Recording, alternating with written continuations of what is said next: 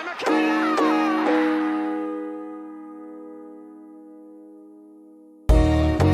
cushion header. And Gerrard! What a head, son! What a head! Aguero!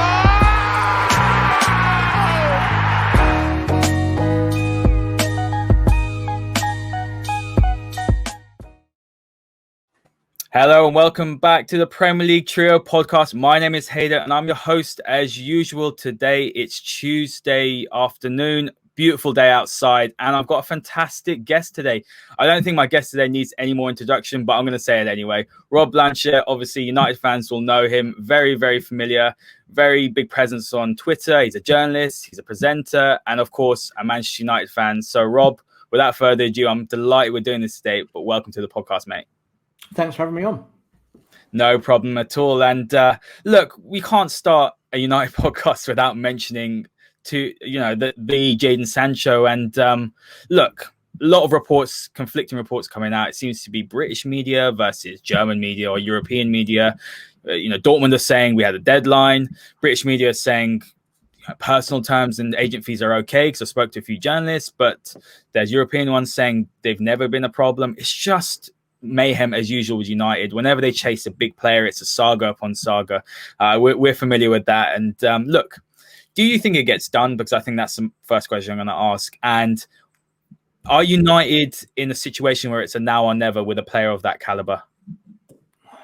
Now or never.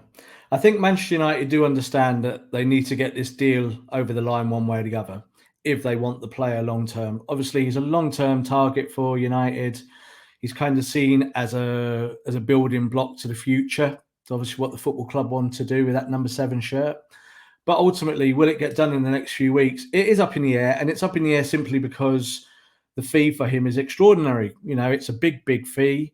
It's not a fee that any football club would just pay unless they're 100% happy with the rounder deal, and I'm including wages and agents' fees and everything else that goes with it. There is still definitely an enthusiasm for Manchester United to get the deal concluded. The player wants to come. Dortmund will sell. The only deadline is the 5th of October. There is no other deadline. I think we should just dismiss that out of hand. But it really comes down to how all the fee adds up in terms of United's outlay, and they've also got other targets. So if you're just going to buy Sancho, that I don't think that would be too much of a problem. But there are other positions that they're looking at.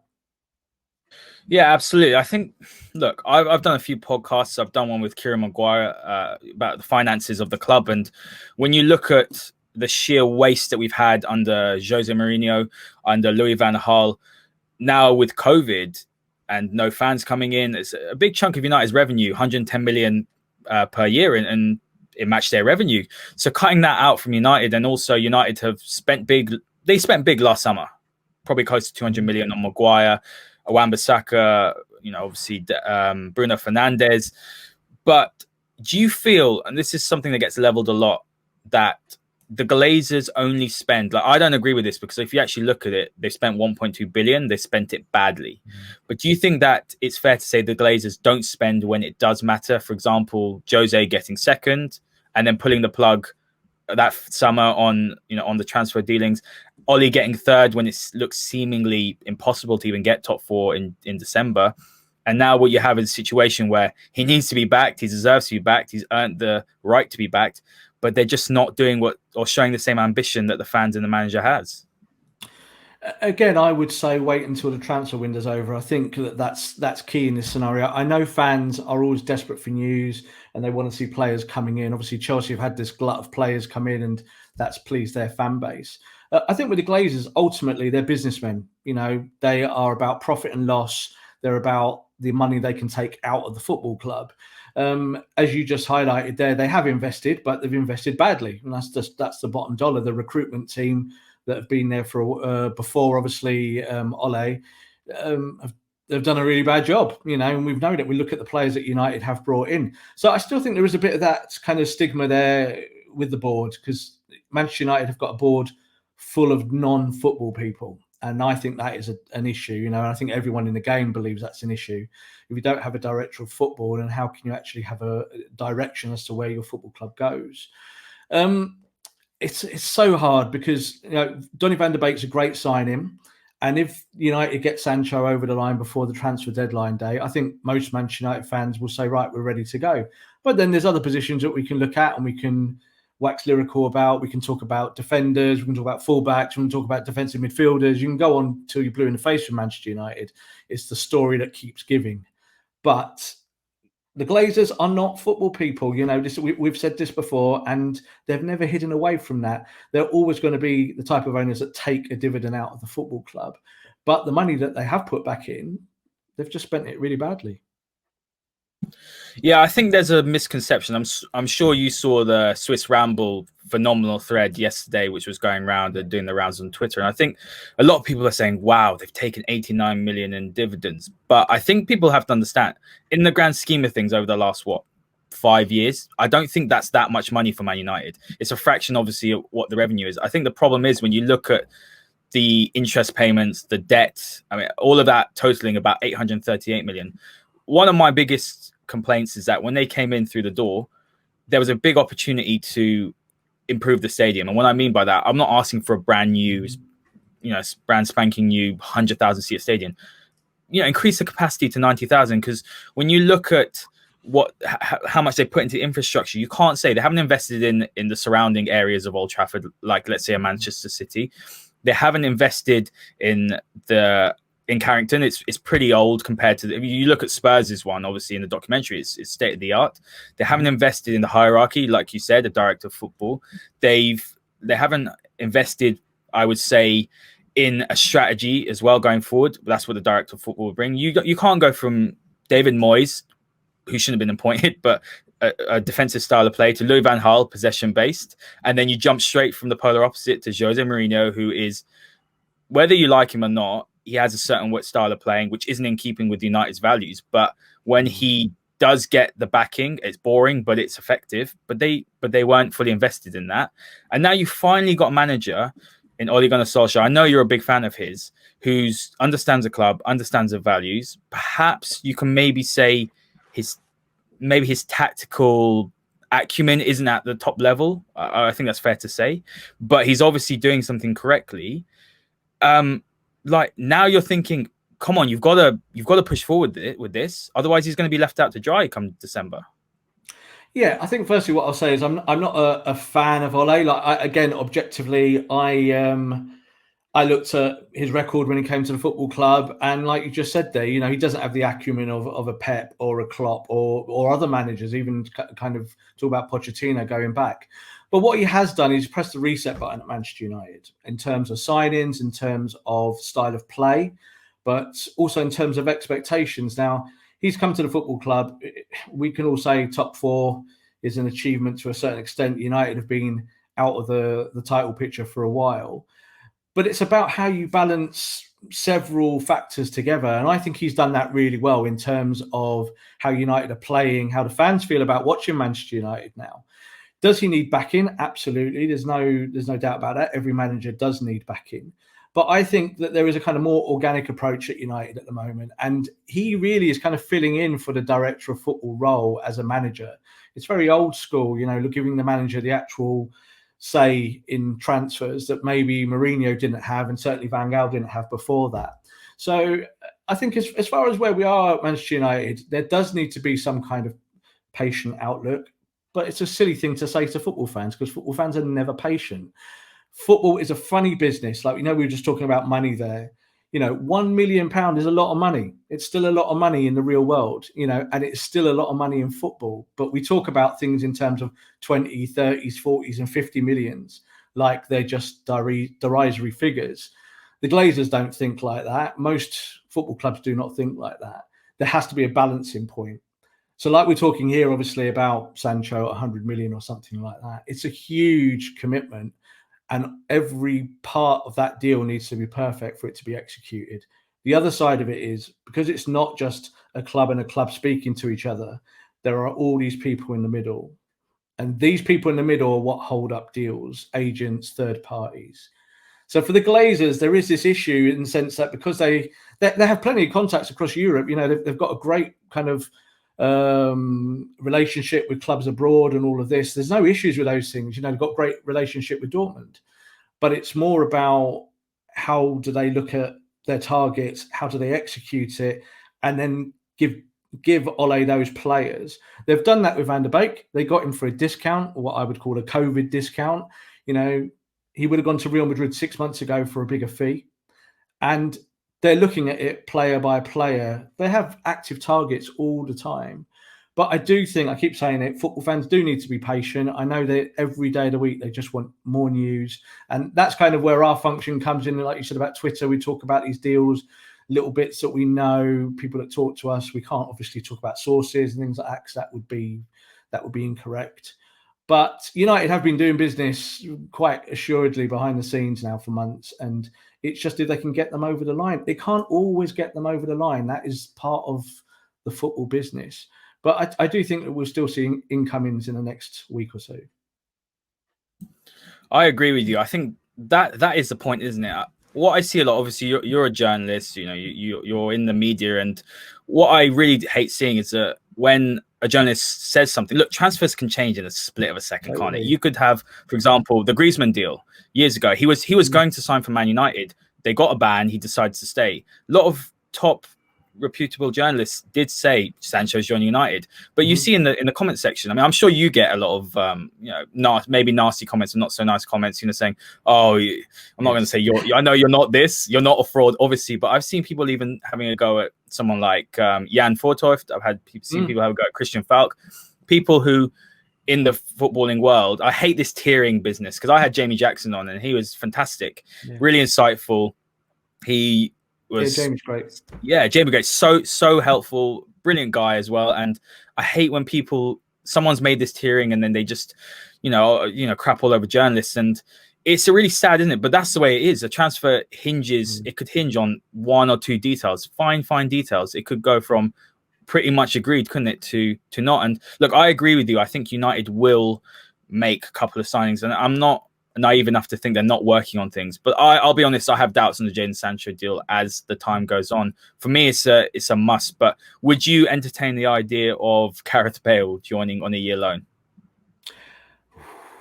That's the question, isn't it? I'm not hot on Bale for the simple reason that I think that he has a lot of injuries.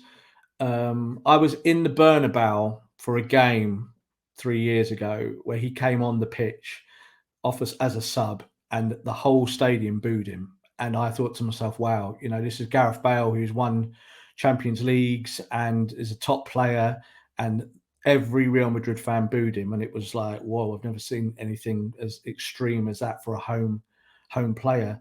And I think that's more to do with kind of how he's been at Real Madrid. But would he have an impact at Manchester United? If Gareth Bale is fit at 31 years old and he's motivated to win, and from what we're hearing, he is, that's kind of, you saw the interview maybe he did last week with Sky where he tried to kind of proclaim that and said that, he still wants to win, he's still young enough. But would it be a complete disaster coming to Manchester United? No, I think if Sancho isn't coming this year, then United need to find someone who boosts the attack. As it stands, I think Manchester United's front three is one of the best in the world. I'm absolutely hot on our front three. I think they're great. They've got the right balance of kind of endeavour and youth and finishing. And if we started the season with those front three going forward, I would be all right with that. But I do think Gareth Bale, there might be a place for him at Manchester United. If you look at all the alternatives that we're talking about for Sancho, and let's say, for instance, Sancho is deferred for a year, and I think that is, as it stands, the more likely option as to what will happen. I think there is a place for Gareth Bale. But what I will say is this: Real Madrid and Gareth Bale are not interested in a loan. It's not going to happen. It's been said from all parties for a while. United are interested in bringing him in on loan and with a possible buy-on clause at the end of that. But it's difficult because I think he wants a home for the next 3 or 4 years, for the end of his career. If Manchester United are maybe using him as a kind of make weight in the Sancho deal as to show Borussia Dortmund that they will go elsewhere, he might not like that. And I think that might be where we stand today. And I think that's why Spurs are still the bookies' favourites, obviously, to bring him in. Would I bring in Gareth Bale if that was the last option? Yeah, I would, because I think he's good enough. And I think if you bring in a bit more experience into that attack, when we've got 3 younger players, obviously, Martial's not exactly a kid anymore, but in terms of experience, I think that does pay back dividends, and I do think that he would be a success at United. But of course, that's only if he stays out the treatment room.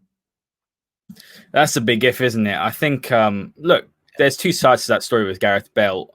Some people think he's got a terrible attitude. But as you just said, that story is very telling of Real Madrid fans. And that's why I always say, when we'll talk about Pogba later, but I will touch on them, that people say, I always think, why would Paul Pogba go over there? Because he's exactly the sort of player they're going to get sick of after two games. The white handkerchiefs. I think they're one of the worst fan bases out there. There's a lack of patience, spoilt.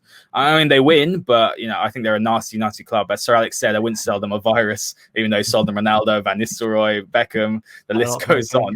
Yeah, but no. Let's move on to a few more rumours before I want to go into Ollie a little bit more and the season that's just happened and what is to come ahead. But strong rumours of Sergio Reguilon today, especially last night. It broke that it looks like he's close to United. I think it'd be a fantastic signing. I'm not too hot on Luke Shaw. I think Luke Shaw's definitely, look, he had a terrible injury. I think coming back from that and being able to play at all is phenomenal. That was a pretty heartbreaking injury. He was on such great form. He was looking like the player we spent 30 million on. And now after the restart, I thought he played pretty well. I thought his overlapping runs were a massive asset to the way Ollie wants to play. My biggest problem with him is, 1, his injury record, and 2, I need more offensive output from my wing back, especially when Wan-Bissaka will sit a bit deeper. He's not the attacking outlet that our left fullback should be. And sure, 0 assists, 0 goals. I think that's a problem for me. And obviously, I think Williams, right foot, left back, it's not for me. He needs to move over to the right. So now you're looking at Reguilon. It looks like it's going to happen. My first question is, do you think that's going to happen? And my second question is Thiago. I'm sure you've been asked about this on many, many podcasts. World-class player. A player that becomes available for 30 million and he's just led Bayern Munich, conducted that midfield. Okay, 29 years old. Injury record is a bit iffy, but I think you've got to take a punt on it. United need more quality. They need more winners for me, because we saw it against Sevilla. We lacked that. I would say we lacked that sort of game sort of know-how. I think we looked a bit naive, and that's why Gareth Bale could be a good signing. So my questions are, Reguilon, do you think it's going to happen? Are you excited about it? And Thiago, what have you heard on that Thiago front? And would you entertain the idea of him playing at Old Trafford? I still think that Tellers is more likely than Reguilon. I've said that all along. I've never deviated away from that. I think things with Reguilon, we all know he's a really good player. Real Madrid are happy to let him go. They're shopping him around Europe. It's not just Manchester United. You see, this is the thing. We talk about United being linked with players. Reguilon's being shopped everywhere. So this is not a Manchester United thing. This is a European-wide thing. He could end up at several clubs as it stands. Real Madrid want a buyback clause. That is, again, not a secret, and that's something Manchester United won't entertain. So will this deal get done? I don't know. He's not been scouted by United. He's not been part of United's wider picture in terms of transfers. Could he end up at United? Of course. If we're talking 25 million, then yes, it's within that ballpark. But as I said, I think Tellez is still more likely in terms of the deal that they would get for that player. It's not about who's the better player. It's about who fits what Manchester United think in terms of a deal will improve their squad and all of those things. With Thiago, what we've heard, again, quite consistently, is that he wants to leave the football club because he wants to go to the Premier League. So that was the first point of call of his ambition. He wants to go and play in the Premier League. Obviously, Liverpool were the obvious club everyone was talking about, but they had a problem with Wijnaldum and Barcelona and how that deal was going. And one thing that wasn't really reported in the press early on was that Wijnaldum was in talks with Liverpool to stay. So that was conveniently left out when people talk about Thiago. It now looks like that he might still go to Barcelona. That is not dead, that deal. And if that is the case, then I've got absolutely no doubt that Thiago ends up at Liverpool. I think that is the way it will be. again, when we talk about 30 million, we're also talking about £300,000 worth a week in wages. These are things, again, we always just dismiss them as being like small things, small details. They're huge details when you add it up in profit and loss. So United have to decide that if they're willing to pay £30 million or £300,000 a week for a player to improve their midfield. Now, we know he's world class. He is world class. He's 29 years old. You talked about the injuries. There are all sorts of other factors. Would we love to see him at United? Of course. He's a great player. And I think only 2 or 3 days ago, there was this feeling before Bayern Munich actually spoke out about this, where their name dropped Liverpool and Manchester United, that United kind of edged ahead of Liverpool because Liverpool were being a bit funny about the potential deal. And they also don't want to pay £30 million and £300,000 a week. So that's the impasse with this transfer. I do think he'll end up in the Premier League. I think there's no doubt about that. I think Liverpool are the favourites. But it's not a deal that Manchester United might not revisit in the last week. I think that's going to go all the way to deadline day, because this is what most football clubs are trying to do. They're trying to string these out and get these COVID discounts on both wages and transfer fees. And it's understandable, and I think that's how Manchester United think. That's how Liverpool think. Liverpool are not going to be enthused to buy Thiago if they agree a deal with Wijnaldum. You saw the other day, Liverpool's first game, Wijnaldum played. He's very much part of Klopp's plans, and he's a different kind of player to Thiago. So I think if Klopp can have him because he sells one and brings in one, then that will be the way it works out. But Manchester United are kind of the sleeper hit, I think, behind it. They could go for him in last week if they feel that their targets are not coming off and they're looking to strengthen the midfield. It's too logical. Yeah, I isn't agree. it? I think I know people don't like logic. They want the sensational angle on it. A lot of it is just logic. Absolutely. Well, it's what people say. When we see around on Twitter, Reguilon for £25 million, Thiago for £30 million. That combined, you get Jack Grealish, and everyone says, United are not clever enough to do that, because you don't see United make clever deals or sensible transfers. I think that's changing over the past few years. The transfer committee that's come in obviously is doing some wonders. I think you're right. Solskjaer is doing a sort of director of football. We'll segue into that actually now. He is doing sort of a director of football role, and when you look at the modern structure of a football club, the director of football has emerged as such a pivotal role. I think it's obviously bridging the boardroom with the footballing side. When we had Sir Alex and we had David Gill, that was Sir Alex controlling the whole club. David Gill obviously was more the finances side. But when those two left, the whole structure of the club left with them. United, the first thing they should have done was invested in the structure. Whether anyone thinks Arsenal are a good side or not, we know they're not particularly great. But what they did do, Mislintat came in, Edu came in, Sanlehi came in. They tried to supplement, so that the way I always look at it is, if Oli left tomorrow, and we've already said he's not the best tactically, but if he left tomorrow, we'd be in the same situation again, because the whole club the whole plan would leave with him. And this is the problem that people have, I think, with the fact we don't have a director of football. It should be, a manager is a transient position. I was looking up a few statistics earlier. Since 2012, the average longevity or reign of a manager in English Football League is 14 months. Yeah. Such a transient position. So clubs are rightly not putting that much emphasis or that much power with the manager. You look at Arteta, he's just a coach, really. He has a say, but inevitably the final decision is with the powers above. So my question is that you see Ollie's come in. Again, I think it was, if in reality it was a punt. They thought, Jose's gone. What's going to buy us time? Look, I'm quite cynical with the board. So what's going to buy us time? Okay, we'll bring in a legend. The fans won't turn on a legend, will they? He's scored the goal in '99. He's very likable. It's. I know it's so cynical. You can completely shut this down. I'll give you the opportunity, but that's my view. Came in, had that fantastic run. The PSG result was the pinnacle. Then it was very poor for towards the end of that season.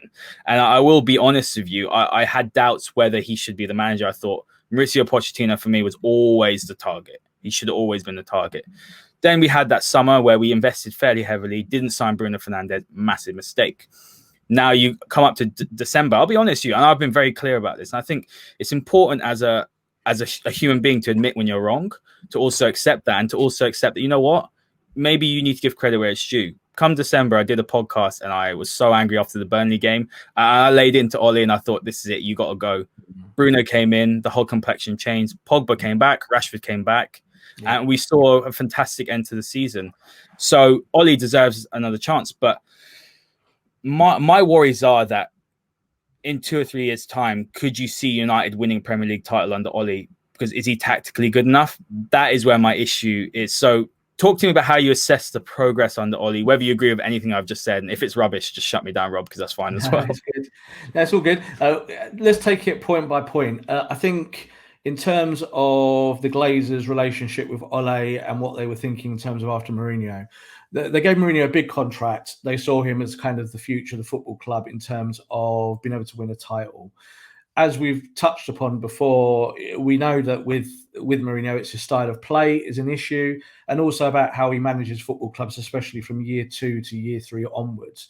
So the disaster that ended up being Mourinho in those last few months was kind of expected. I do think with Ole, they brought him in as a temporary measure. We know he came in as an interim. But at the same time, I don't think United at that point were seeing him as any kind of long-term manager. Obviously, after the initial success, they gave him this contract very quickly. What I will say is that contract is minimal. It's not a big contract. He's not on the biggest wage in the world. He's on a very good wage, but you know he wasn't given a kind of Mourinho-sized contract. And ultimately, for United, it was a kind of like, let's see where this goes. As soon as they gave him the contract, United flopped. We saw that, didn't we, at the end of that season? It was awful. I think like every manager, you have to kind of give someone 12 months or around that period and then judge them after what you've seen. And that's how I kind of do it as a fan. I always try and think in the first context as a football fan, what do I see with my eyes when I'm at games? I'm very lucky enough to go to most of Manchester United's matches. So I try and look at it from that context. So I was kind of had a kind of unbiased view of Ole before that. I don't really subscribe to legends and all of that stuff. I think it's you're only as good as your last day and all of that. That's how I think. So I think with Ole, you know, he's taken the football club onwards from that point of, as you said, Burnley, which I think was a kind of turning point. United were terrible around that period, and it really did look like he was on his last legs. It looked like it was going to be finished. And there was lots of talks behind the scenes that he would be soon gone. And Pochettino was part of the bigger picture.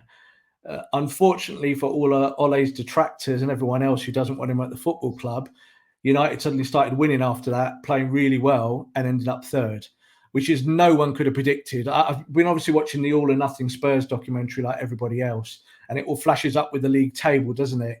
And you see Tottenham crawling up the table, and then there's Manchester United at 14th. So far back. Yeah. Exactly. So people can't underestimate the job that Ole's done, whether they like him or not. And I think this is part of the problem with Twitter and social media, is that people kind of pitch their fork in and say, right, I don't want this manager, so even if he does well, I'm going to go after him. And, you know, if he does terribly, then we're going to murder him. And I think it doesn't matter if he's a legend. Obviously, we know, I think there's a little thing over on this side here. There's a picture of Ole winning the Champions League for United there. It's a historic moment for our football club. But if he loses a few games, he gets sacked. That's how it works. You know, this is not a new thing for football. It doesn't matter if you're a legend or not. Same with Lampard at Chelsea. You could be the greatest legend ever. But so I think with Ole, I think we have to give him this season. We see how it goes. After 5 games, if United lose 3 and draw 2, then there's going to be a lot of talk about moving him on. And that's where he stands. And he totally understands that. I think the feedback coming at the end of this season during lockdown was that he wasn't 100% sure if he would be held on to his job. If those last games had gone badly and he'd ended up 6, I think he would have been sacked. I don't think the Glazers would have blinked twice about doing that. Stylistically, it's difficult because people in the modern game now want a Klopp or a Pep who have this all-encompassing philosophy about their football. But as I said in one of the podcasts I did the other day, last year Pep Guardiola lost 9 Premier League games. Ole Gunnar Solskjaer lost 8. That's just one game. But it's one game, ultimately. And you can talk about philosophy till you're blue in the face. Football is about winning. And as I said in that, if Mourinho had somehow got United further on in his kind of master plan to kind of win the title, and he was winning 1-0 every week, then you can't really criticise him because he's winning games and that's what he's paid to do. We can sit there and talk about style until we're blue in the face, but style is an additional point. And I think Ole's grasped that. I think Ole knows that he's got to try and sort out the defence, the midfield, and the attack and do it in a holistic manner. But ultimately, he wants United to play well. He kind of has a similar ethos to how we think, when we're at games. And I think we've been getting there. I don't know what you think on that. I think that as much as people might not have faith in him and his abilities, I think that he trained under Sir Alex Ferguson, and that's giving him a lot of leeway in terms of what the football club should be doing, because he's seen what works and what doesn't work. And I think he'll live and die by his record this season. If he takes United on and we get closer to City and Liverpool, I don't expect a title challenge this year. I think, again, bringing Sancho and bringing another 10 players, it's not going to happen yet. You just have to wait and hope that with every game you get better. What I will say to end this segue is that you've only got to beat what's in front of you every week. You don't have to beat City. You don't have to beat Liverpool. You have to go to Burnley and win. You have to go to Crystal Palace and win. You've got to play those 3 promoted teams and beat them. That's what Ole will be judged on this season, because that's how you accumulate points and that's how you put together a title run. I'm hoping, obviously, for good things from United this year. I like the team. I think they're much more interesting to watch. It's not perfect. There's issues in the defence. You touched on Luke Shaw there. There's players who've still got a lot to prove, but I do think lots of players in the last 12 months have kicked on. I think there's been an improvement in a lot of their development. Yeah, fantastic answer, Rob. Fantastic answer. What I will agree with is that this whole, you pitch your fork in and that's it. I'm not going to change my opinion. It's a real problem in Twitter. And, what people will do, I've seen it happen to you. People will dig your old tweets out. And then because one little event will happen, and then they'll just take out the contents completely, and then they'll do that. And it's happened to me. It happened to me recently as well. I said Ollie out. I remember categorically tweeting #Ollie out, and then I said Poch in, and someone dug it up. Like, I haven't got as big a following as you. I'm growing slowly, but obviously my face is out there now. So I've now got a track record on what I say and now what I tweet. But I'm not one of those to go and delete my tweets. But what I will say is that there's definitely improvement on the style. And I was having a sort of back and forth with someone on Twitter yesterday. He's someone I get on well with, but he's just so he can't see anything that Ollie does well. And he's saying, oh, well, Klopp would have done this and Guardiola would have done that. Yeah, they probably would have with our squad. I'm not denying that. I've never said Ollie's the best tactician. We know he's not. We've seen that in particularly big games. He doesn't change it, I don't think, quick enough. He doesn't make substitutions quick enough. Again, I said to him, that's probably down to the squad. And you look at that bench and you look Dan James, Juan Mata, Igalo. It's not particularly inspiring, is it? But I said what I will say is that he said United need to go for titles. But yeah, we do. We're Manchester United. But then we also have to understand that football comes in cycles. It's not our turn to win. We've had immense success for God knows how many years. And it hurts to look over and see, unfortunately, Liverpool, Manchester City, and other teams in their basking in the glory right now. But what I will say to him is that this is not United after Fergie. This is 7 years of terrible investment, manager change, mishmash of players. This is not United of top 2. This is United 4th and below, to be honest, 4th and 6th. Very rarely we finished above 4th twice, I believe, under Jose and obviously under Ollie. I say it's got to take time. You can't expect it to change overnight. But where my frustration will be leveled at is the speed and efficiency of our business. I just want to ask you quickly before we move on to the midfield and Pogba and other topics is, I'm frustrated at the way we conduct our business. We long everything out. Sometimes I think we're doing it because it's a PR sort of spin on it, but it's not a PR spin with the Sancho deal, for example. You look over at Chelsea, you have mentioned they do their business phenomenally. Different business model, different ambitions. I don't think the Glazers have the same ambitions. I don't think they're aligned with us fans. But do you share that view as well, that the speed and efficiency is not good enough for a big club? Partly. I think the issue with efficiency comes from not having a director of football. We touched upon before there with Fergie and David Gill. In those days, David Gill was the director of football. Essentially, he had a football background. He was very smart and savvy, incredible contact book. And he went and did the work for Fergie while Fergie managed the team. That's how it worked. That was their kind of dual basis. And most football clubs work like that. David Dean and Arsene Wenger at Arsenal, that was how football clubs were structured. United's big failure in the last few years is not to have a director of football. But what I disagree on is that football clubs' objectives. Most of the time, football clubs still do want to win. The reason why they want to win is because winning brings in more money. It's as simple as that. The Chelsea board, obviously, they have a kind of oligarch owner who has money to burn and will put that money into the football club. And that's the big difference between, say, the Glazers and even FSG or any American consortium and maybe owners from the Middle East and Russia. So that's the kind of difference there in terms of how football clubs are structured. I think Manchester United do play a PR game. I'll say that as a journalist who works in the same kind of field, in the sense that if they buy Jadon Sancho in the last week of the transfer window, who wins the transfer window? Manchester United. So Manchester United want to win the transfer window every time. That's the bottom dollar. That is actual truth. People think that these deals should be conducted 6 months before and that you're done and you get them into pre-season and that's what's important and get them mixing with the other lads and all of it. It's not really how it works. These are business transactions, and business transactions do take time. And ultimately, timing comes down to what you're trying to achieve. And if Manchester United buy Jadon Sancho with a week to go of the transfer window, everyone will say, wow, amazing business, Manchester United. And nobody talks about these last 6 weeks ever again. It's over. But we have seen it with previous targets. You can go all the way back to, say, someone like Wesley Sneijder. You can go way back there in terms of that. Or even with Di Maria, it was a similar kind of way that it looked like it was on and then it was off and it was on and it was off.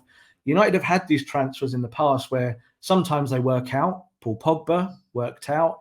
And sometimes they go for a player and it just doesn't come off. You can go all the way back to Ronaldinho, and that was during Fergie and Gills. Oh, sorry, that was obviously at the end of that period where Ronaldo came in, but it was at a time when Manchester United were looking for a superstar. And football fans were outraged, this is pre-Twitter, that Ronaldinho didn't come to Manchester United. It was like everyone was horrified because he was coming. So this is not new, and I think people think it's new that United conduct their business in this manner and this is just about the Glazers. It is partly about the Glazers in terms of how they structure the football club. They are primarily interested in their dividends and what they take out of the team. But it's also how most teams do work. I don't subscribe to this that other teams have different kind of ambitions. I think Manchester City, in terms of the way that they have their resources and their funding kind of structured, that they can quickly go and do a deal like that if they want to go and do it. But they're still thinking about shirt sales. They're still thinking about things that Manchester United think about, commercial endeavour. They're not just thinking about, if this player comes in, do we look good? Most boards are not bothered if they look good or not. They're just interested in doing the business that they think will further their agenda. Like I said, with Chelsea, they brought in these players, and I think that it's going to be a tough season for Chelsea. I've said that on other podcasts. I think it's difficult when you bring 5 or 6 players in, no matter how good they are, because they all have to gel immediately. And I think we saw with the Chelsea game last night that they look like a team that needs a bit of work still, even with these players. Long term, they might have the correct pieces, or it might be in the case that 6 months' time we're all going, that was a terrible transfer window. Those players have completely bummed out, and that's not what they need. I think United do need to make additions still, but fans need to just calm with it and just actually see what happens. If we get to October the 5th and they've made no transfers, that's the time for fans to get annoyed and to get upset and say, right, hang on, we've only made one transfer here with Van der Beek and we needed more. I think most Manchester United fans would say that it's a window that they need to perform in to actually give Ole the chance to move on. What I will say is that I think United ended the season well in terms of the current playing staff. And I've got a lot of faith in these boys. I think the players that are coming through, the younger lads, we've talked about the younger players before, like Mengi. I think there's room for Tuanzebe in this starting 11 somewhere. There are other things happening. I do think United will make a signing. It is more likely to be Gareth Bale today than any other player. And if you bring in Bale and Van der Beek, does that improve Manchester United? I think it does. Yeah, very fair points. What I will say is I'm definitely one of those that subscribes to the view that Axel Tuanzebe could be the centre back that we're looking for. I'm a massive fan of Upamecano. I would bite your hand off tomorrow if you said here he is, because I think he could be the best centre back for decades to come. But Tuanzebe is exactly the sort of player that Maguire needs as a partner. He's got a great recovery pace. He's aggressive. He's strong under the high ball, something Lindelof doesn't have. I do think Lindelof gets a lot of unfair stick. I don't think he's as bad a footballer as people say. Just that partnership just isn't working. And it's all about partnerships. We look back at the Rio and Ferdinand, Carvalho and Terry. You look at these partnerships which have won Premier League titles, some of the best ones, they complement each other's deficiencies. What I will say on Mengi as well is that he's another one I'm excited about. And I think there is a very big possibility if Tuanzebe can't keep fit. Eric Bailly, unfortunately, is made of glass, and when he does play, he scares the hell out of me. But he also could be fantastic. he's complete, sort of chalk and cheese in his performances. And I will say that Tuanzebe, if he can keep fit, and Mengi, if he can keep fit, they can both take that spot. But what I will ask you one more question before we move on to the actual midfield options is: you spoke about briefs. For me, this summer, I feel like there's not actually been that much news going around. There's been a lot about Sancho, but are United much more quiet this summer? They seem to have kept their cards much closer to their chest. I mean, obviously, you're a journalist. You speak to people at the club, and you're aware, you work in those circles. Is this a case of United seem to be much more quiet about their business, and the briefs that are coming out are just usual briefs that fans are just lapping up because they're frustrated? I think United are much more comfortable where they are now than they were 12 months ago. So during the Mourinho period, like you touched upon Harry Maguire there, the reason why United didn't want to pay 80 million for him at that point was they were not sure about what was going to happen with Mourinho. So that was why they didn't give him the money. It wasn't a case of we're not backing the manager. It was like, you've had a lot of money. We're not seeing the returns that we want to see. Second is fine, but second by a million points is nothing. You might as well be third. So that was kind of where they stood at that point. I think now with Ole kind of guiding the ship, and this is again where football fans don't want to hear this because it's based around logic, is that in that 12 months, he's given the United board good advice.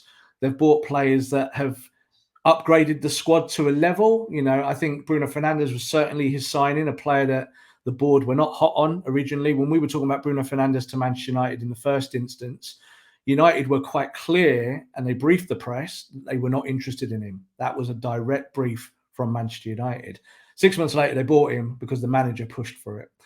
So that's on Ole. But you even look at Wan-Bissaka. I think that obviously there's a lot of development for him to go. We know that he's not the attacking fullback that we need, but I would say he's probably one of the best defensive fullbacks in Europe. He's got that in him.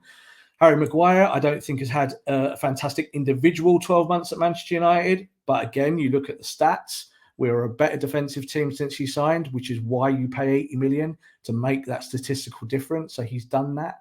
And then you kind of look at all the little tweaks I think he's done with playing positions. And I think you look at Anthony Martial improving as a number 9 drastically, bringing in Mason Greenwood, but being really soft and slow with him, bringing him in slowly and getting him to perform. That's all on the manager. The manager has been the architect of all of that. So there's lots of good things to sing about. And I think United are, as a football club, are much more kind of content in their own skin, knowing that if they don't get Sancho in this window, that there are other targets. And I think Gary Neville put it really smart the other day where he said, if United don't get Sancho, that's not the be-all and end-all. And I agree with that, because what you do then is you go back to your shopping cart and you find another player that fits whatever your agenda is. And we all know that Manchester United have needed a right winger or a right-sided forward since the start of time. We've been chucking Juan Mata in there, and obviously Mason did an amazing job last season there. But we know that we need a specialist, and that was why Sancho was the primary target and remains the primary target. Is still the player that United want. If you bring in Bale, that means that you might have to shift around that front three to accommodate him. You might even see Bale play a more central role at times because he's done that for Real Madrid. But I think United are in a good place, and they feel that. The karma within the club is better, even if the football fans maybe are still in this kind of fraught panic when it comes to the transfer window. But I think that's all part of the transfer window. It's a pantomime at the end of the day, these weeks. It's one of our hardest kind of 2 months of the year for journalists, because we hear lots of news and we have to decide which is true and what isn't. And there's a lot that isn't, and we know that. And we have to kind of pin our flags on the masts when it comes to those things, and decide who's telling the truth, because ultimately clubs want to move players on. But I think United are in a much more balanced position and ready to start the season. I feel sorry for you, journalists. I mean, I know it's fast paced and it's fun, but honestly, Twitter's just made it so much more difficult because, like I said, if you pin your colours to the mast and obviously it doesn't happen, and you trust your sources, don't you? Everyone's got different sources, and you trust them, and I think that's why people think Fabrizio's up there with the best because he's someone that probably doesn't put information out. I've seen some that are awful. I feel bad saying this, but some of them they just regurgitate anything. Yeah. I'm sure there's a few like that, but the best ones are the ones that are a bit more measured and they wait. But let's move on from transfers because I hate transfers, and I'm all about what happens on the pitch. I love the analysis, I love the tactics, I love talking about things on a more of a broader context, and I'm looking forward to talking about that later. But let's talk about the midfield options. You're looking at United's midfield for years, I think, even under Sir Alex. Remember when we were linked to Strootman? Obviously, Wesley Sneijder was one. Nico Gaitan was another one. Those two names. But you had Van der Vaart at a time. I mean, I'm 25, so how old was I at the time then? Probably 14, 15. So Van der Vaart was always linked. You had João Moutinho was linked as well at a time. United's midfield, and then they brought Scholes out of retirement. So United's midfield, I think, has always been strong. I think maybe the last decade, it's been an area which we haven't been able to, control the game, which is what we did with Scholes and Carrick in midfield. I never felt we replaced Carrick, which is why I want Thiago. And I think what we struggled to do as well is that there was that calming presence. That's why Toni Kroos would have been a phenomenal signing, wouldn't he, when we were linked with him? And so when you're looking at that midfield now, and suddenly there's a lot of options. You look at perhaps the defensive area with Nemanja Matic. Big fan of him. I think he's a very underrated player, but he's aging. He can't play, I don't think, more than once a week. Fred is one that divides opinion. I think he had a very good season up until the restart, and form dropped off. He wasn't in the team as much. Not a £50 million player. I don't think he's shown enough, but he offers something different in the squad. He's got legs, he's got energy, tenacity, great attitude. I think that's important. Having a level head is important in any football club. Scott McTominay is another one who splits opinions. Some people, I think one of my problems with United fans is we all love our players that come through the academy. It's part of our values, our culture. I'm more happy seeing a Greenwood go and perform than a Sancho. That's me personally. But you have to also take into account that someone like McTominay, you got to also assess him as a player. If he wasn't an academy player, would he be at United? Would United go and spend the money on him? I have doubts whether they would. I think while he provides energy as well, he's covers every blade of grass, great attitude. If you're going to play on that deep role, can he pass like Matic? Does he have the range? Not sure. Does he have the positional awareness yet? Again, not sure. Is he good enough to play as a number 8? Passing wise, forward passes, incisive passes? Not sure. So for me, I'd be looking to loan him, but he's obviously sticking around. Good options. Then you look further forward. You've got Pogba, obviously. Bruno has been a fantastic signing. We don't need to say any more about him. Van der Beek is very shrewd as well. Do you see a situation where United go and play Van der Beek, Pogba, Bruno together? Or is that just against the smaller sides? Or would you definitely still be going for a Matic, Pogba and a Bruno? I think 70% of the time Manchester United will play those three. It's going to be Pogba sitting as the quarterback, as I call it. You're going to have Van der Beek doing more of the box-to-box. And you're going to have Bruno being more of a number 10 this year than he was, say, last year. Even though he obviously led the press, I think you'll see him playing a lot closer to Martial through the centre next season, simply because of Van der Beek's presence. I think when you look at the whole midfield collective, I agree with you. I think Manchester United have been weak in midfield for years, and that goes back to maybe even the last 2 or 3 years for Fergie. When United beat Arsenal 8-2 at Old Trafford, the starting midfield was Anderson and Cleverley.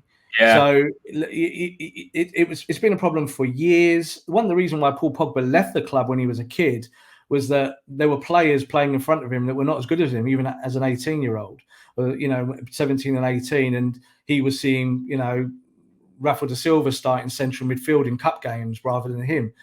So obviously when he came back to the football club, I think many people were looking for him to be this kind of all-encompassing figure to lead the midfield. However, he's never been that kind of player. Again, on other podcasts, I've spoken about Pogba's position, and he's never played as number 10. It's not his role. He's never played. When he was a kid, he played at number 10, but at Juventus, he played the left side of a 3.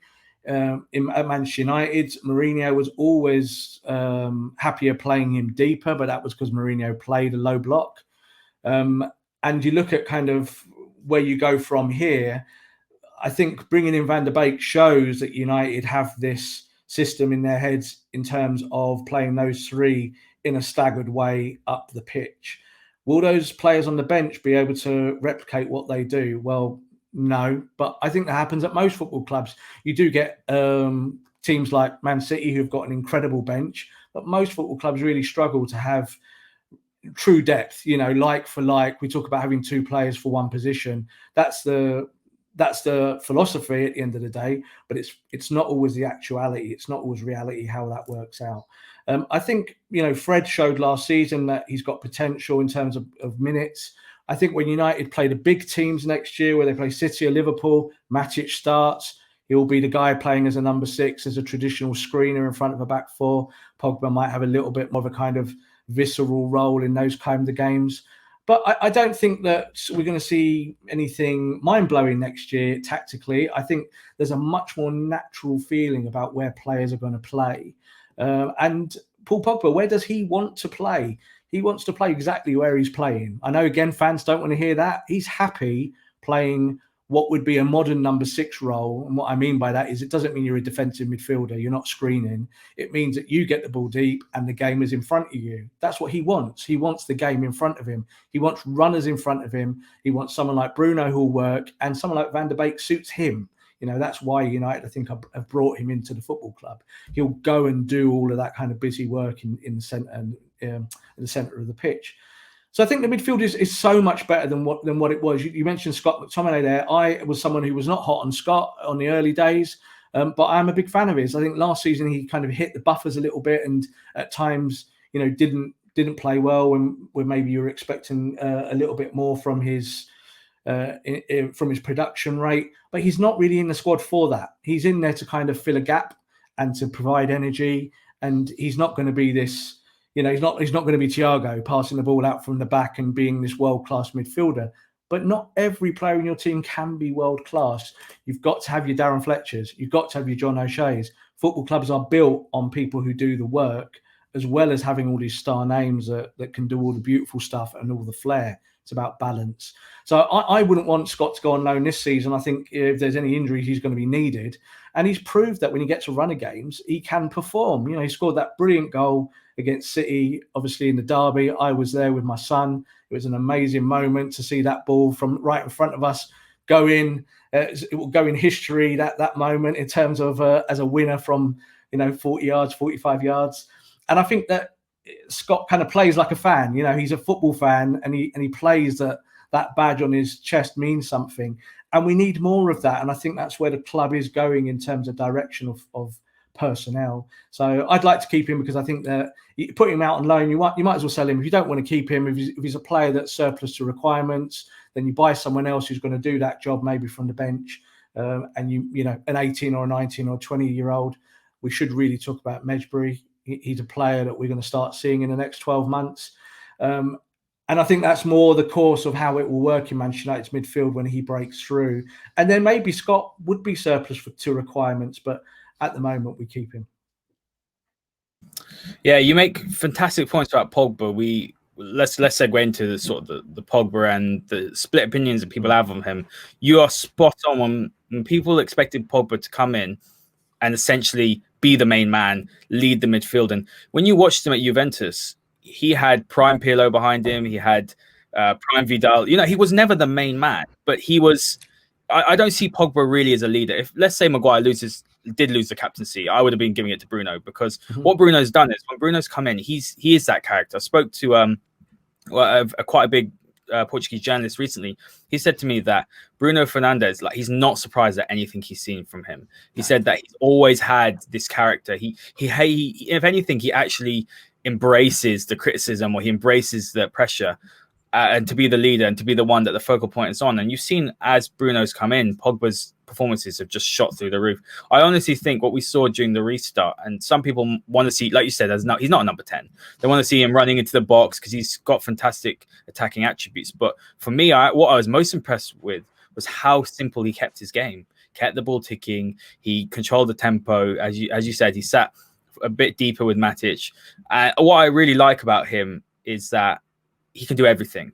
He can progressively carry the ball. He's like a quarterback. He can pass. He's got great vision. He's very skillful for such a towering person. You don't see someone with that who's that technically gifted. He's got an eye for goal. Fantastic player. But there are a lot of people that are saying, and I'm possibly in this camp, that if Real Madrid had the money or Juventus had the money and they put it down, he wouldn't be at the football club. Do you agree with that view? And why do you think he is also very unfairly targeted? Because I don't want to throw around the racism word or the racist word, but there is an agenda that's going on with certain people in the media. You know exactly who I'm talking about. And it's you're wondering, is it his price tag? Because there's other players like Kepa who is shocking, quite frankly, shocking. No one brings up his price tag. And Pogba, week in, week out, is someone that gets unfair, and quite frankly, it's kind of disgusting, I think, the negativity he gets. Yeah, what I will say is I think any young, successful black man, especially in football, gets treated with a kind of tarred with a brush that's completely different to a white footballer who's an equivalent of them. You know, we can name white footballers who have been in trouble in recent times and how maybe that they're treated by the press and just by society in general and kind of the things that are thrown at them. Ultimately, you have to judge things by facts. Paul Pogba hasn't been electrifying at Manchester United. I think, like we just said, you know, there's been times where, you know, there's a question about maybe his commitment or whether he wants to stay at the football club. I don't think that's born from him in terms of his personality. I think if you talk to anyone at Manchester United, he's hugely influential in the dressing room, hugely. He talks to players. He's not a shouter and a screamer, but he's the guy that is a communicator and has that soft word in his his teammates' ear. You'll see it on the football pitch as well, constantly. He's constantly talking to people, and it's something that people don't talk about. So, you know, I always watch it at United, and I always think to myself, that will never get highlighted, even though he's the guy organising and telling people and saying, move out. And obviously we saw Bruno do that, and Bruno got a lot of credit for it. Oh, look, we've got a guy now who leads. I don't think that Pogba is the natural captain of that side, and I don't think he needs to be, because I don't think that he kind of is a figurehead of a football team. But he's certainly part of the bigger picture when we talk about United and leadership and the issues that we've had. If Real Madrid had come in with a big offer in the last 6 months, I think he probably would have gone. And I think the reason why he wanted to go was that he did question the board's ambition. One of the reasons why United paid the money for Bruno Fernandes was because of Paul Pogba. It was quite frank, it was quite straight, and we knew this in the press, that Pogba had said to United, I don't believe you've got the ambition, so I'm going. And that's it. You know, I've got my contract's going to be running down. I will leave when I'm ready. But that's changed. And the reason why that's changed in the last 12 months is because of Ole Gunnar Solskjaer. You know, Ole has a connection with some of these younger lads that he coached when they were younger. They trust him. They understand his plan, his agenda. And these are things, again, that Ole doesn't get credit for because they're kind of the hidden parts of the football club that maybe we don't see on Twitter every day or we don't see every time on a football pitch. Pogba is a big part of Ole's plans. I believe that he will sign a new contract. I think he'll be a big player for Manchester United this year. Obviously, the key is keeping him fit. The 2 injuries that he had were fresh injuries. He's never had them before. So he believes that he'll be okay in this coming season. He's not going to break down, but of course you can never tell those things. I get why some football fans find him an unpopular character at United, but I don't think it's his fault. He doesn't go out drinking. He never involved in scandals. He trains like a complete machine all the time. And I think he does the bits that he's supposed to do. But he has this social media presence that puts him in the firing line and he becomes then an easier target. And I think the only thing he can do is really step away from that. But the problem is that Paul Pogba himself is a cottage industry, both for his agent, both for third parties and for Manchester United. They want Paul Pogba to be Paul Pogba, the superstar. They don't want Paul Pogba to be the quiet number 6 at the back. So I think that he does get a lot of aggravation that you could put down to being racial. I do think there's a connection there. I wouldn't say that every criticism of him from either a pundit or a journalist or a football fan is always based on race. That would be crazy. I think he has bad games like every player does. I think his last 5, 6, 7 games for United this season, I wasn't particularly impressed. Whereas obviously when he came back from his injury, he looked great, didn't he? Straight away, he looked like the influencer on the pitch. And when he came on that day and won the penalty for United in his first game back, you can see Paul Pogba's got everything. You know, he's a supreme world-class talent. It's now up to Ole to find the correct method to get the best out of him. And I think that he's motivated to do it. And I think if United felt, and I've said this again on multiple podcasts, Ole Gunnar Solskjaer does not suffer fools gladly. If he thought that Paul Pogba was going to hurt his team, hurt his ability to win titles with United and trophies, Paul Pogba would not be at the football club. Now he would be gone. Because Ole has proved that in 12 months. Every player that he's not happy with has gone, and gone fairly swiftly. And I think we'll still see it before the window here, more players to leave. Because if you're not part of his plans, Ole doesn't want you on the staff. He doesn't want you as part of that unit. He'd rather operate with a smaller playing staff and have the trust of those may start in 11. But we know that United need to strengthen the bench and other positions. And that's obviously the ultimate goal. Yeah, absolutely. Fantastic answer. And something I want to just touch on quickly before we talk about the next topic. But you do say that obviously Paul Pogba, that social media presence, you're right. He doesn't drink. He doesn't mess around. He's never in a scandal. He's Muslim and he doesn't drink. But I think also what we're seeing is it's been disgusting the way that it's been reported. I think what has struck me massively is that Phil Foden was in exactly the same situation, but nothing is being written about him. Phil Foden's the one with a kid and a girlfriend. Mason Greenwood. Look, I'm not condoning the sort of the NOS hippie crack, like whatever. But you know what? I'll try and ask you, find any 18, 19-year-old that hasn't done something like that. That's my first point. I'm not condoning it, but he's a public figure. He has to understand. But the other thing as well is that you have the situation that happened, obviously, in Iceland. Foden's got off scot-free. And what's happened is United have done a fantastic job protecting Mason Greenwood, but the Wolves are in for him. And look, you're in the media. I don't want to insult everyone in the media because not everyone's like this. But what I have seen is, you saw it with Beckham, you saw it with a few others, that when a player is being built up in the British media, there are certain sections and certain cores of it that just can't wait to just knock them back down. Mm-hmm. Yeah, totally. And I think with Mason, this is going to be a lesson for him.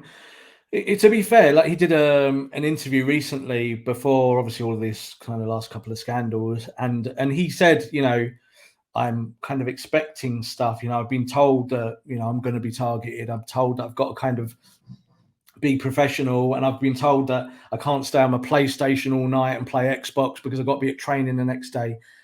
Mason Greenwood is a kid. He's just come out of being a child.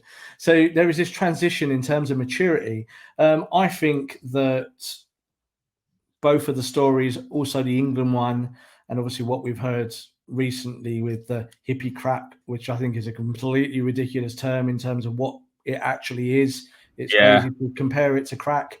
It's a silly thing. It's a right-wing tabloid media ploy to kind of put that out there.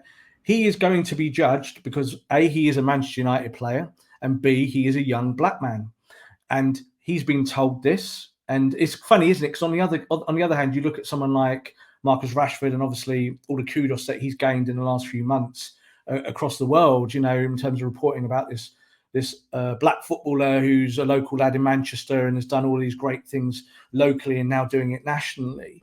And he's obviously been given big pats on the back, but he also knows that he'd only have to put one foot wrong. We saw 12 months before where he was pictured with Jesse Lingard in a hotel room, and it all blows up, even though they didn't really do anything. You know, they did things that young lads do on holiday. So I would judge things, I think, individually. I don't think Mason Greenwood's done that much wrong, and I don't think Manchester United believe he's done that much wrong. But it's a lesson learned for him. He is going to be held to a standard that white players in his position do not get held to. It's facts. This is all about systemic racism in the UK and in the West.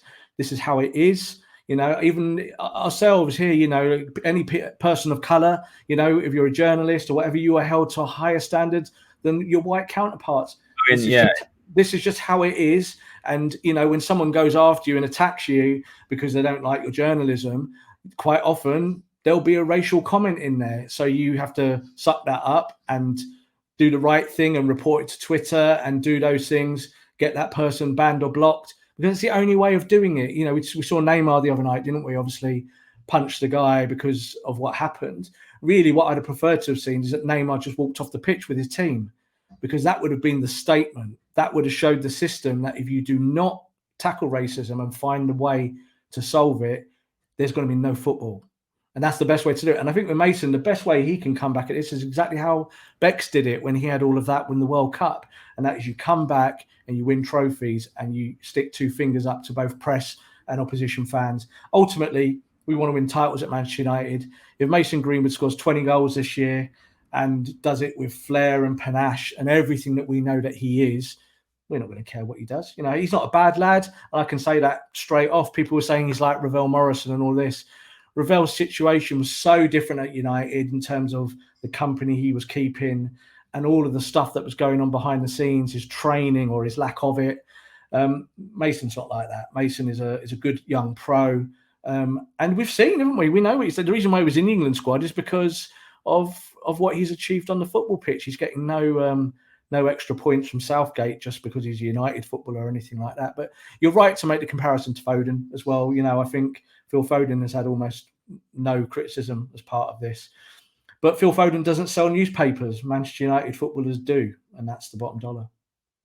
Yeah, fantastic answer, Rob. Honestly, I couldn't agree more. And you're right. Look, I've had it. I've had things leveled at me. You have. Even in school, I've grown up in a really, white area. I'm very lucky to have had, I grew up just outside Reading, so I've had a fantastic education. Parents have given me everything.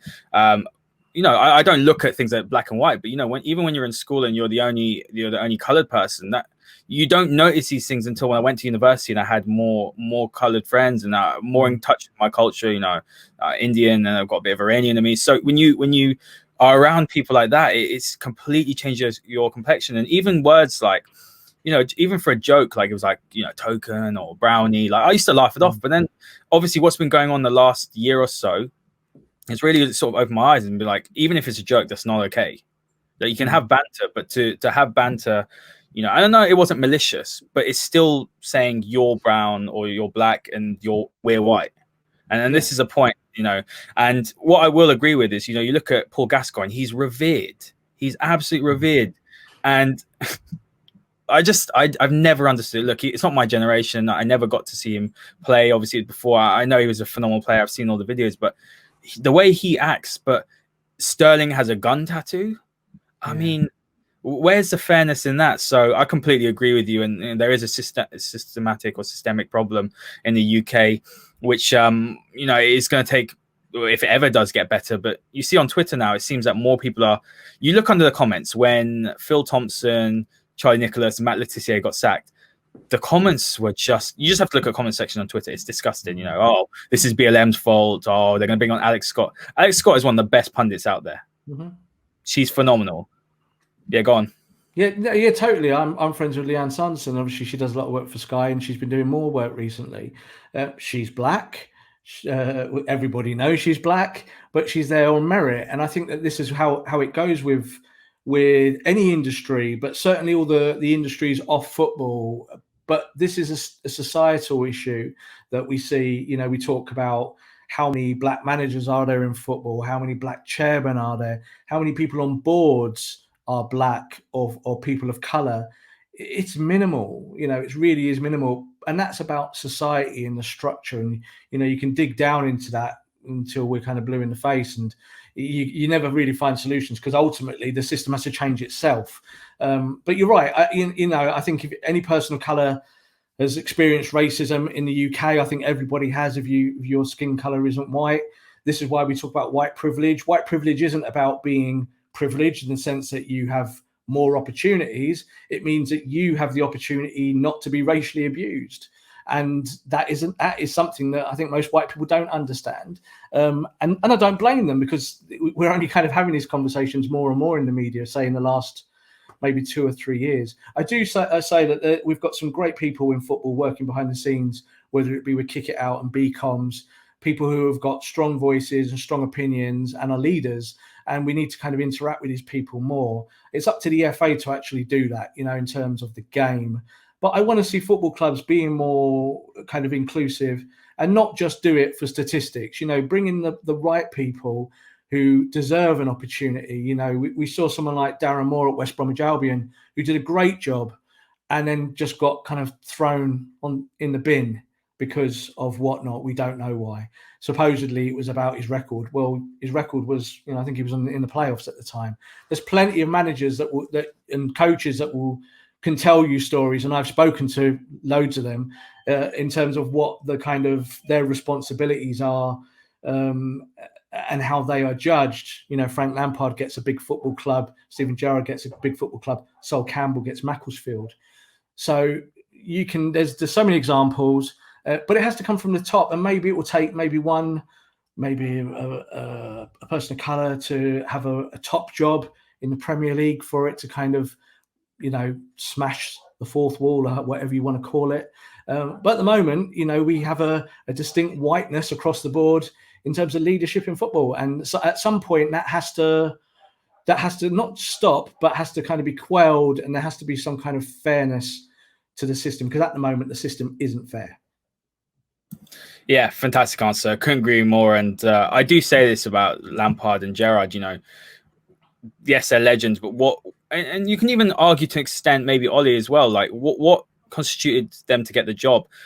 You look at Ollie's managerial record, and this is nothing against Ollie, I think he's great, but and even Lampard and Gerrard, if they weren't legends of the club, and I'm not saying they got picked because they were white, but there are people that say that, but what if they weren't legends of the club? Would they have been considered? Absolutely not. So no, I completely agree. Let's move on to the penultimate topic. And this is again, I just make an extra point on that.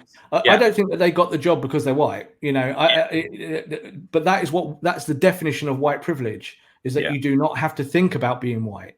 They don't. Those three players you mentioned, they got those jobs because they are legends. But you can kind of dig down, and there are intricacies in terms of giving these three guys opportunities because they were great players, and they can add that to their players. And that's why Ole came to the club, to kind of reset Manchester United into a kind of more Manchester United way. He didn't get the job because he was white, but he doesn't have to think about being white. And that is white privilege in a nutshell. Yeah, no, spot on. Completely agree, Rob. Let's move on to the another sort of media problem I have. And one of the most frustrating things for me is that there's this lack of respect and ignorance, particularly that we see from not everyone, certain quarters of the media. I think TalkSport are one of the most frustrating ones. And look, I think they do it because it increases views. Let's be honest. People retweet it. I retweeted it the other day. You saw something regarding Koulibaly, and Koulibaly is a world-class centre-back. There's no doubt. For me, he's up there with Van Dijk's clear, but he's up there in the top three.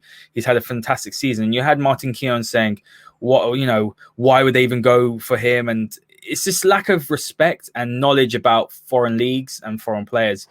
And you saw it again with Van der Beek. I can't remember who it was on TalkSport. Some ex-Sunderland player was saying, why do you need Van der Beek? You've got McTominay.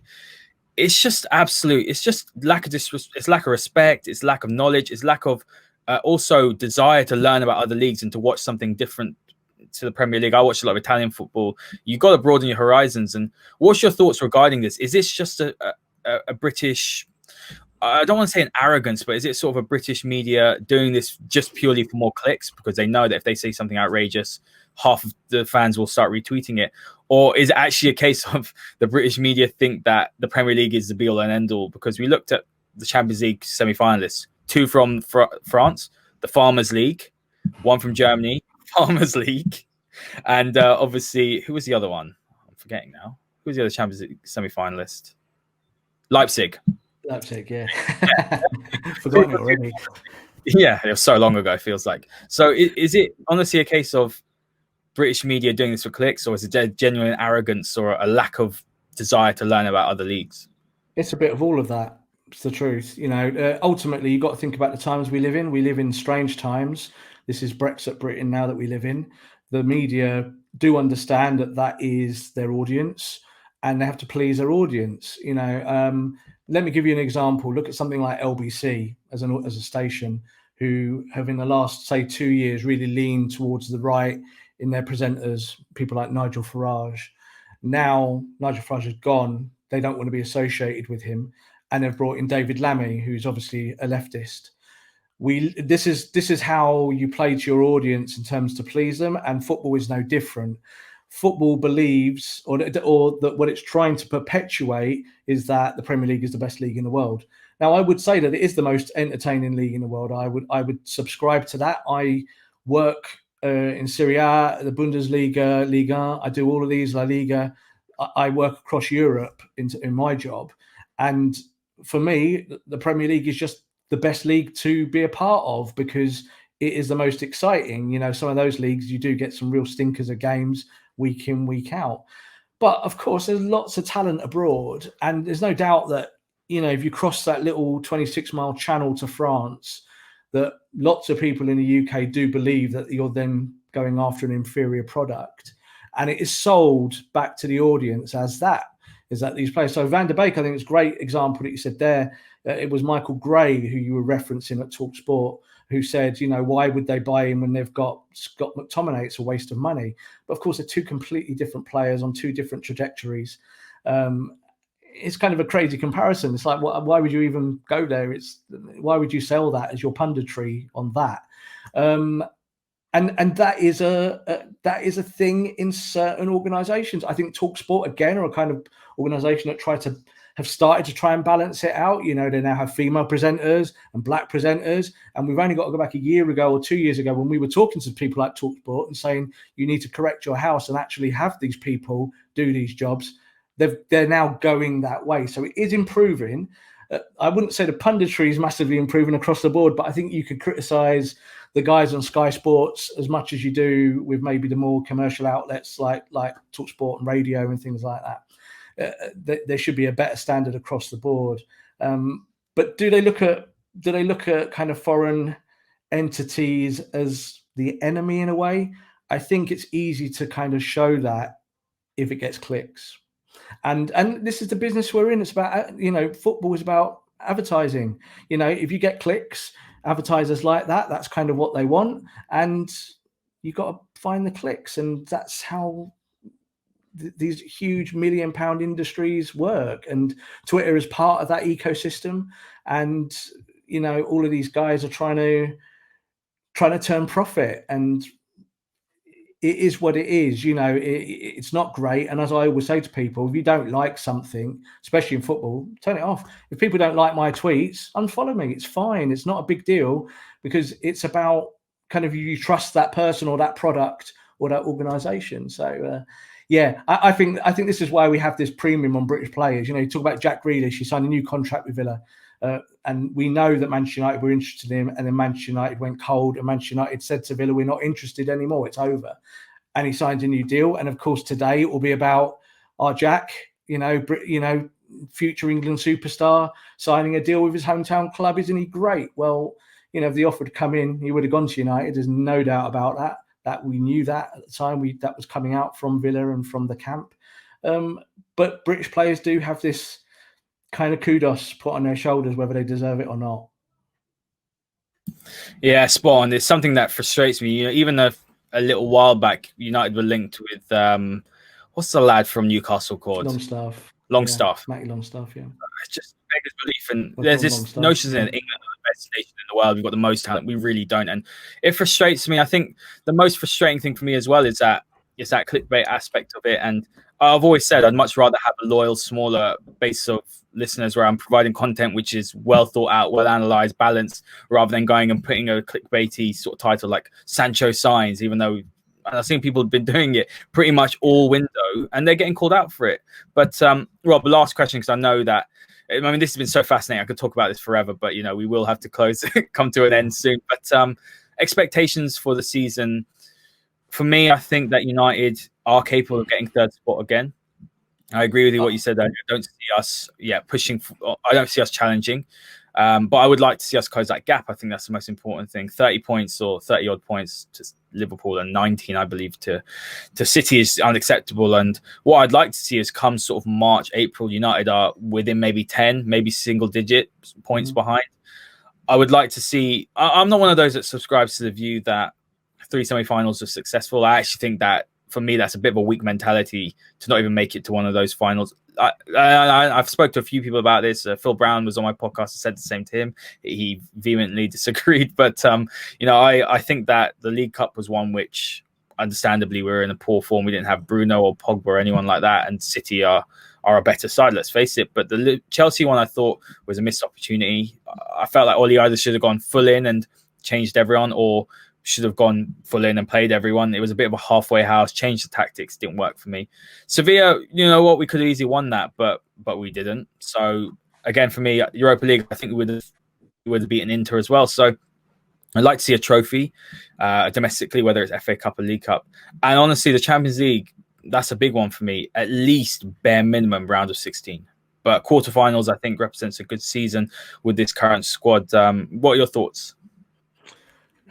Fans want trophies. That's the bottom dollar. You know, that's kind of what powers their emotions and makes them click every day on Twitter and read everything and consume everything. For me, I think United's success would be third again. Now, I don't think top four is success for Manchester United as a football club. Manchester United need to be going after the title. That's what we are as a football team and as a football club. But again, I keep saying it to football fans, I think we need to be patient. We need to make sure that we kind of taper our expectations and have them in line with the quality of our football team. And at the moment, I think we're improving. We're one of those teams. We're not near the title yet. I do believe that Manchester City will win a championship this year. They are a team that are ready to win. They have the players in the right places. They have the funds to go and buy maybe those extra one or two chess pieces on the board to make them better. But I think the team that United are chasing this year are Liverpool. For me, I think Liverpool will have a more difficult season this year because the last 2 or 3 years they've been so lucky with injuries. And as soon as you get injuries to key players, whether that be a Salah or a Mane or a Van Dijk, you're in trouble. And that football team is in trouble because it hasn't got the depth. Well, they've just been lucky with injuries recently. Manchester United for 5 or 6 years have been really unlucky with injuries. It's almost every year we've had an injury crisis. And that does affect your points haul and your confidence and everything else that goes with it. So I think if United get closer to those top two this year, cup runs are a funny thing. I always say I don't get motivated by cups until we get to semi-finals. Old school United fans, I'm from that ilk. Remember the days where winning an FA Cup was success. I think, did Van Gaal winning a FA Cup in his last year, was that success for the club? Not really, so what's the point? If he wins it, it's a nice day out. I always say go to Wembley for the day, but that's not what the football club is about. It's about how competitive we are in the Premier League first and foremost, but then being in the Champions League and then how competitive we are in that competition. So I agree with you. I think the most important thing for United is to be in the mix after the group stages. That's the key for them in terms of success. That would be some kind of tick in a box as to whether we think that United are progressing. But ultimately as well, it will be over how the whole season pans out. A season is a marathon. It's not a sprint. It's all cliches. But we want to see how United perform in those games against the mid-table teams that maybe they've struggled against in years gone by. Under Mourinho, that was a problem, wasn't it? Any team outside the top 10, United couldn't win against. It was a weird kind of situation. But I think Ole's corrected that, but he has to maintain it. And if he doesn't maintain it, then in 12 months' time, we'll be talking about Pochettino again, or we'll be talking about another manager. So I hope that United can just maintain the standards that they've kind of set themselves over the last 6 months. And then maybe we see kind of incremental gain over that period. Yeah, I agree completely. Let me ask you one last question, Pochettino, because this is one I'm quite surprised about. I rate him very highly. If you think about, this is not a slight on Oli, so all the listeners that might go in at me on this is not, but I'm just objectively talking about Pochettino as a manager. He went into a Spurs side and he obviously was someone who could develop young players, didn't necessarily spend a lot of money, almost transformed a club which is known as underachievers and bottlers. Well, they still bottled it a few times, but they were a regular Champions League outfit under him. Champions League run to the final, perhaps a little bit lucky, I would say, but they still did a good job. He still did a good job. Why is he not in the job right now? What have you heard? Because I know there were some people saying that, very reliable people saying United had spoken to him behind the scenes when Ole was struggling. But looking at now, the Barcelona job is gone. I fully expected him to even be in contention for Juventus. I know his salary is very high. And he's out of a job right now. You see possibly, I think he might go to City if Pep leaves at the end of next season, if he's still not in a job. And that would really, that's my bet. And I'm going to put a bit of money down on that. But that would really upset me because for me, he's made for Manchester United. I don't think there's a manager out there who I would think is a better fit than Mauricio Pochettino. Okay, when Manchester United sacked Jose Mourinho, they had a list of one of who they thought could take the football club over, and that was Pochettino. Ed Woodward made no secret of it that he wanted Pochettino. I think he literally told the world that he wanted Pochettino, but he had a huge release clause in his Spurs contract, and at that point, nobody could see Tottenham sacking him. That wasn't something that was ever going to happen, was it? You know, if you think about Spurs getting to a Champions League final, can you imagine saying 6 months later that he would have been sacked? Is Pochettino ever going to be manager of the football club? At the moment, the answer to that is no. You know, he certainly was my choice around that period. I see him as a builder of football clubs. I see what he did at Southampton. I see what he did at Tottenham. He fits the mould for Manchester United. But what we've seen in terms of United is a little bit of a difference, is that, as we just said there before, Pochettino is more of a kind of coach. He doesn't really get involved with signings, and he didn't really do that at Tottenham. You know, he was listened to. That wasn't his job. United have taken Solskjaer in because they want a manager who manages more like Fergie, and that's kind of how they see that. As long as Ole has been successful in terms of building the football club, there is no room to dismiss him as it stands just to bring in Pochettino. I do think Pochettino will probably end up at a big European club as it stands. There's no place for him in the Premier League. But he's keen to come back to the Premier League. And like you said there about Manchester City, I think that's viable. You know, that would only be speculation that he would be the first choice if Pep goes. I don't think Pep's going to be at City forever. I think that is something that a couple of years maybe, and then he's gone. So yeah, he could be lined up for that, but he's got to work in the meantime. So Juventus, I think, is a possibility for him. I would have liked to have seen him get the job at the point of when Mourinho left. But I also understand why he didn't get the job when Ole did so well in that initial run, and now where we stand today. Go back to that Burnley game. If Ole had got sacked because the results had decreased and gone further south, then I think Pochettino would be manager today, and you would get your wish. You know, so I feel that, you know, he's a great manager. Someone had a debate with me on Twitter just yesterday telling me that I was wrong about Pochettino and that he was awful and hadn't won a trophy. And I was like, no, I think he's a builder of clubs, and he would have fitted what United needed at that point. However, it's not something I think that's going to happen soon. But saying that, if Ole loses the first 8 games of the season and it's a complete disaster, you might see Pochettino very quickly. It could happen like that. Most important thing is Ed Woodward loves Mauricio Pochettino, loves him. He's his favourite manager. He would love him at Manchester United at some point. And that might happen one day, but as it stands, it's not happening. That's very interesting. My view is that we will see him one day, but I agree, not now. Ole fully deserves to be back this window, deserves to make a real title charge or do the best he can in the season.